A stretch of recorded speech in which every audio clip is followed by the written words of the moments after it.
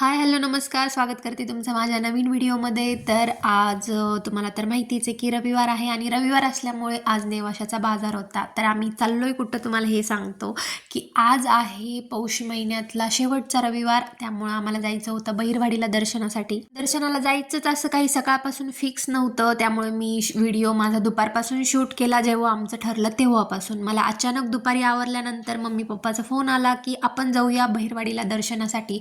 त्यामुळं घाईघाईत आम्ही सगळे काम घरातले आवरून घेतले आणि बहिरवाडीला दर्शनासाठी. आणि त्याच्यात आज नेवाशाचा बाजार असल्यामुळे भरपूर गर्दी होती. इथे आम्ही प्रथमेश, पनू आणि डुग्गू आणि श्यामी आणि मम्मी पप्पा आम्ही एवढेच बहिरवाडीला दर्शनासाठी चाललो होतो.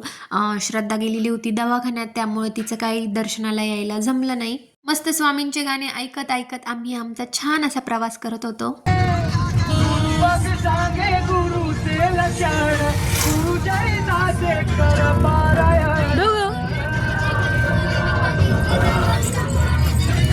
बहिरवाडीला दर्शनासाठी जाण्याचा काहीच प्लॅन सकाळपासून आमचा ठरलेला नव्हता, पण अचानक फोन आल्यामुळं आम्हाला जावं लागलं. आणि त्याच्यात माझं डोकं आधीच दुखायला लागलेलं होतं, त्यामुळं माझी जायची अजिबात इच्छा नव्हती. कारण गाडी म्हटल्यावर मला आधीच मळमळायला चालू होतं. मला गाडी अजिबात चालत नाही आणि त्याच्यात नेवाशात गर्दी कमी, पण बहिरवाडीत आम्हाला खूप जास्त गर्दी लागली.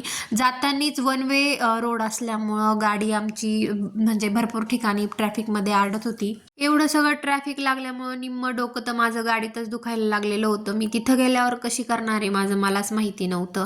आणि तिथं गेल्यानंतर आम्ही गाडी पार्क केली आणि चक्क 1.5 किलोमीटर आम्हाला पायी जावं लागलं. कारण गाडी जिथं लावली होती आम्ही तिथून तर मंदिराचं अंतर हे 1.5 ते 2 किलोमीटर होतं, त्यामुळं आम्हाला पायीच जावं लागलेलं होतं.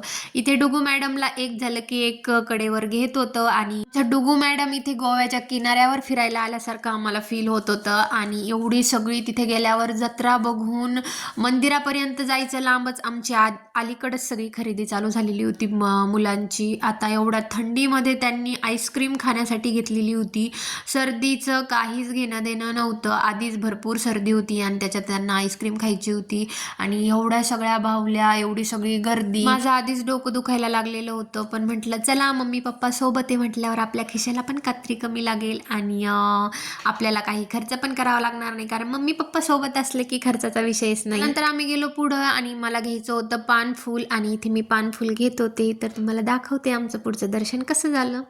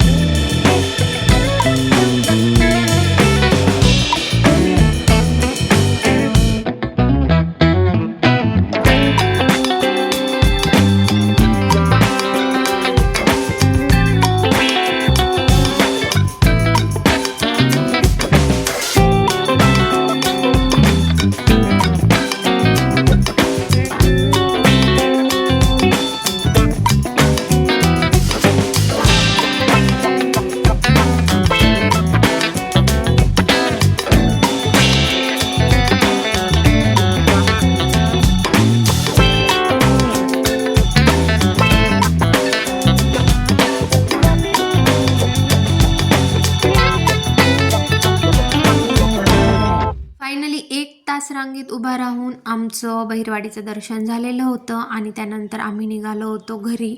आणि घरी जाण्याआधी आम्हाला नेवाशामध्ये आम्ही थांबलेलो होतो विखोनामध्ये, कारण आम्हाला घ्यायची होती डुगूसाठी फ्रॉक. कारण आता संक्रांत झाल्यावर आम्हाला तिचं बोरन्हाण करायचं होतं. मला सांग, तुला ड्रेस घ्यायचा आहे का? कोणता घ्यायचा आहे? तो घ्यायचा आहे का? तुला आवडला का? काय ते त्याला काय म्हणायचं असतं? आणि आमच्या मॅडमला इकडं गेलं की हे खाना, तिकडे गेले की ते खाना, नुसतं खायचंच असतं. आणि तिथे पण एक छोटीशी दिदी होती, ती खात होती स्ट्रॉबेरी, आणि आमच्या मॅडमला पण ते पण खाणं होतं. नका का त्याचं नाव का माहीत असाना, ती काय खाती हे पण माहीत नव्हतं, पण ते खाना ती खाती म्हटल्यावर मला पण खाना असं तिचं काहीतरी असतं. आणि अनिशाचं चाललं होतं इथं डुगूसाठी फ्रॉक बघायचं काम. ती बघत होती छान छान पार्टीवेअर फ्रॉक, पण आम्हाला त्याची सध्या काही गरज नव्हती, आम्हाला खणाचीच फ्रॉक पाहिजे होती.